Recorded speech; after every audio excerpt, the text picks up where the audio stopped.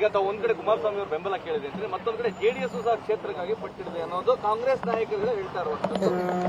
ಕಾಂಗ್ರೆಸ್ನವ್ರಿಗೆ first ಅವ್ರ candidate ಯಾರು ಅಂತ ಘೋಷಣೆ ಮಾಡಕ್ ಹೇಳಿ, ಊರಿನ ಉಸಾಬರಿ ಅವ್ರಿಗೆ ಯಾಕೆ?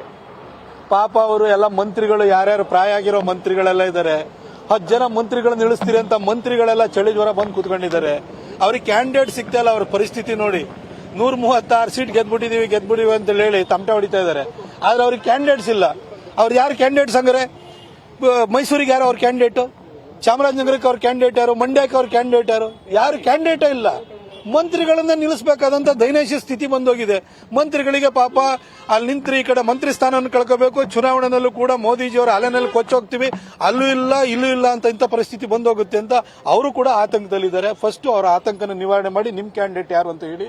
ಬಿಜೆಪಿ ಜೆಡಿಎಸ್ ಮಧ್ಯದಲ್ಲಿ ಯಾವ ಗೊಂದಲ ಇಲ್ಲ. ಮೈಸೂರಿಗೆ ಎಲ್ಲರ ಬೆಂಬಲನೂ ಕೂಡ 2 ಟರ್ಮಲ್ಲೂ ಕೂಡ ನಾವು ಒಳ್ಳೆ ಕೆಲಸ ಮಾಡಿರೋದ್ರಿಂದ ಎಲ್ಲರ ಆಶೀರ್ವಾದ, ನಮ್ಮ ಬಿಜೆಪಿ ಕಾರ್ಯಕರ್ತರ, ನಾಯಕರ ಎಲ್ಲರ ಆಶೀರ್ವಾದ ನನಗಿದೆ. ಕಾಂಗ್ರೆಸ್ನವ್ರಿಗೆ ಫಸ್ಟ್ ಅವ್ರ ಕ್ಯಾಂಡಿಡೇಟ್ ಯಾರು ಅಂತ ಘೋಷಣೆ ಮಾಡಕ್ ಹೇಳಿ, ಊರಿನ ಉಸಾಬರಿ ಅವ್ರಿಗೆ ಯಾಕೆ?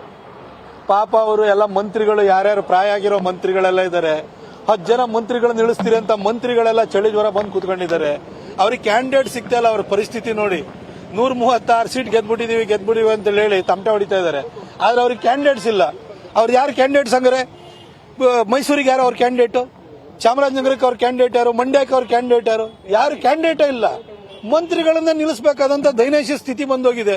ಮಂತ್ರಿಗಳಿಗೆ ಪಾಪ ಅಲ್ಲಿ ನಿಂತ್ರೆ ಈ ಕಡೆ ಮಂತ್ರಿ ಸ್ಥಾನವನ್ನು ಕಳ್ಕೋಬೇಕು. ಚುನಾವಣೆಯಲ್ಲೂ ಕೂಡ ಮೋದಿಜಿಯವರ ಅಲೆನಲ್ಲಿ ಕೊಚ್ಚೋಗ್ತೀವಿ, ಅಲ್ಲೂ ಇಲ್ಲ ಇಲ್ಲೂ ಇಲ್ಲ ಅಂತ ಇಂಥ ಪರಿಸ್ಥಿತಿ ಬಂದೋಗುತ್ತೆ ಅಂತ ಅವರು ಕೂಡ ಆತಂಕದಲ್ಲಿದ್ದಾರೆ. ಫಸ್ಟ್ ಅವರ ಆತಂಕನ ನಿವಾರಣೆ ಮಾಡಿ ನಿಮ್ ಕ್ಯಾಂಡಿಡೇಟ್ ಯಾರು ಅಂತ ಹೇಳಿ.